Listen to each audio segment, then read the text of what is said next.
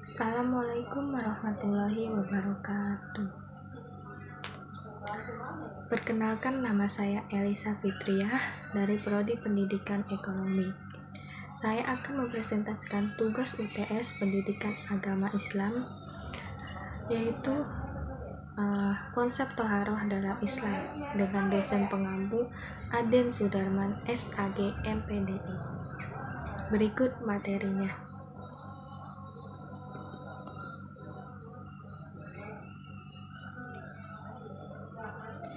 Yang pertama, saya akan mempresentasikan pengertian dari Toharoh. Toharoh merupakan bagian dari proses ibadah umat Islam yang bermakna menyucikan diri yang mencakup secara lahir atau batin. Kedudukan bersuci dalam hukum Islam termasuk ilmu dan amalan yang penting, terutama karena di antara syarat-syarat sholat telah ditetapkan bahwa seseorang yang akan mengerjakan sholat diwajibkan suci dari hadas dan suci pula badan, pakaian, dan tempatnya dari najis. Dan Allah menurunkan air atas kamu sekalian dan langit agar kalian mencucikan diri dengannya. Berikut adalah firman Allah yang berada pada surat Al-Anfal ayat 11. Firman Allah yang kedua yaitu, sesungguhnya Allah menyukai orang-orang yang taubat dan menyukai orang-orang yang menyucikan diri. Surat Al-Baqarah ayat 222. Bersuci hukumnya wajib bagi seorang muslim yang akan melaksanakan sholat. Untuk itu, perlu bagi seorang muslim untuk memahami perkara-perkara perihal bersuci dari hadas dan najis.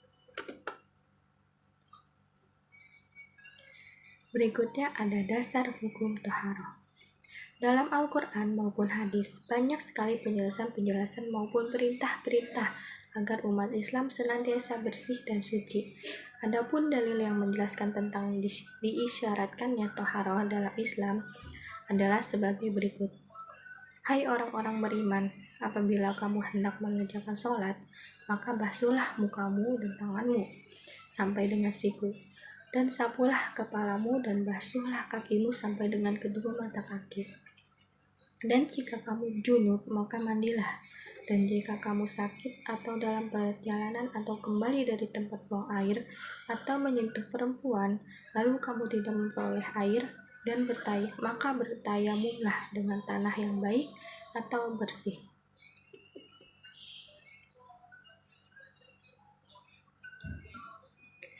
Sapulah mukamu dan tanganmu dengan tanah itu. Allah tidak hendak menyulitkan kamu, tetapi Dia hendak membersihkan kamu dan menyempurnakan nikmat-Nya bagimu supaya kamu bersyukur. Surat Al-Maidah ayat 6. Ayat di atas dipandang sebagai dalil yang paling mewakili untuk membahas seputar Toharoh. Hal ini disebabkan karena kandungan ayat ini memuat 3 persoalan yang termasuk masalah Toharoh, yaitu wudu, mandi, janabah, dan tayamum.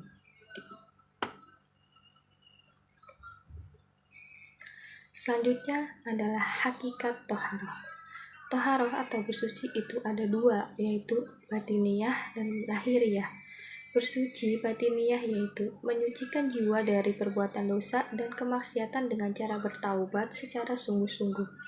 Demikian juga menyucikan hati dari noda-noda syirik, iri, ragu, sombong, ria dengan keikhlasan, keyakinan, cinta kebaikan, jujur, rendah hati, dan selalu berharap ridho Allah dengan niat dan amal yang soleh. Sedangkan bersuci lahiriah yaitu bersuci dari najis dan hadas.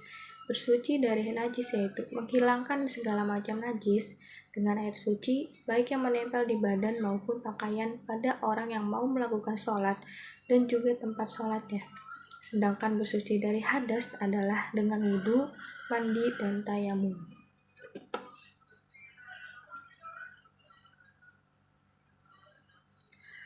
Adapun sarana bersuci hanya bisa dilakukan dengan 2 sarana, yaitu yang pertama air mutlak, yaitu air yang masih asli sesuai awal ciptaannya atau disebut air murni, ialah air yang belum bercampur dengan apapun yang mengubah sifatnya, baik yang mencampurinya itu najis ataukah tidak. Air seperti ini adalah air sumur, air mata air lembah, air sungai, air salju, dan air laut. Hal ini berdasarkan firman Allah, yaitu, "Dan kami turunkan dari langit air yang amat bersih." Surat Al-Furqan ayat 48. Yang kedua, yaitu sarana bersuci dari debu, yaitu segala permukaan tanah yang suci, baik berupa tanah, pasir, batu, ataupun debu. Hal ini disesuaikan dengan hadis Nabi Shallallahu Alaihi Wasallam, yaitu telah dijadikan untukku tanah sebagai tempat sujud dan alat bersih. Debu bisa dipakai bersuci jika seseorang tidak mendapatkan air atau tidak mampu menggunakan air, sebagaimana firman Allah Subhanahu wa Ta'ala yang membersihkan. Dan jika kamu junub, maka mandilah. Dan jika kamu sakit atau dalam perjalanan atau kembali dari tempat buang air atau menyentuh perempuan, lalu kamu tidak memperoleh air, maka bertayamumlah dengan tanah yang baik atau bersih. Sapulah mukamu dan tanganmu dengan tanah itu. Allah tidak hendak menyulitkan kamu, tetapi Dia hendak membersihkan kamu dan menyempurnakan nikmat-Nya bagimu supaya kamu bersyukur. Surat Al-Maidah ayat 6. Dan sabda Rasulullah Shallallahu Alaihi Wasallam yang berisikan, sesungguhnya debu yang suci adalah alat bersuci bagi seorang muslim meski dia tidak mendapatkan air selama 10 tahun. Jika ia mendapatkan air, maka hendaknya dia mengusapkannya ke kulitnya. Hadis Hasan riwayat At-Tirmizi. Selanjutnya ada fungsi toharoh. Allah Subhanahu wa Ta'ala telah mewajibkan toharoh atau bersuci, baik berwudu maupun mandi, dengan tujuan agar manusia ketika melakukan ibadah dalam keadaan bersih dan kotor dari kotoran dan dari hal-hal yang menjijikan. Setiap ibadah yang dilakukan tentunya mempunyai ketentuan dan syarat-syaratnya. Demikian juga halnya dalam melakukan ibadah sholat. Adapun fungsi toharoh secara umum adalah sebagai berikut. Yang pertama, mendapatkan cinta Allah. Yang kedua, sholat tidak diterima jika tidak disertai dengan bersuci. Yang ketiga, menyucikan diri dari kotoran berupa hadas dan najis. Yang keempat, sebagai syarat sahnya sholat dan ibadah seorang hamba. Yang kelima, untuk memelihara kesehatan jasmani.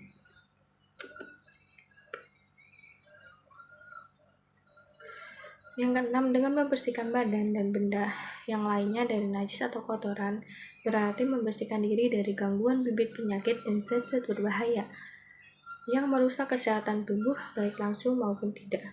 Yang ketujuh, meningkatkan kewibawaan harga diri seseorang sekaligus menghindarkan diri dari kehinaan.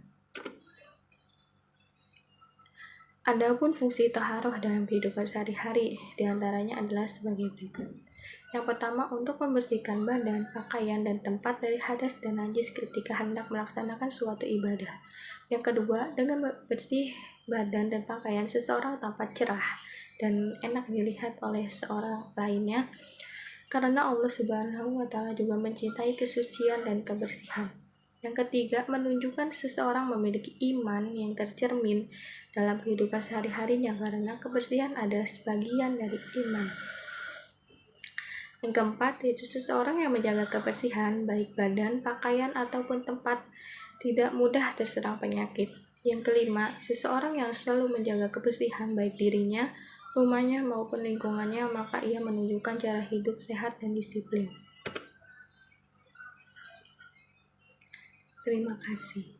Sekian presentasi saya yang bertemakan toharoh dalam Islam. Wabillahi taufiq wal hidayah. Wassalamualaikum warahmatullahi wabarakatuh.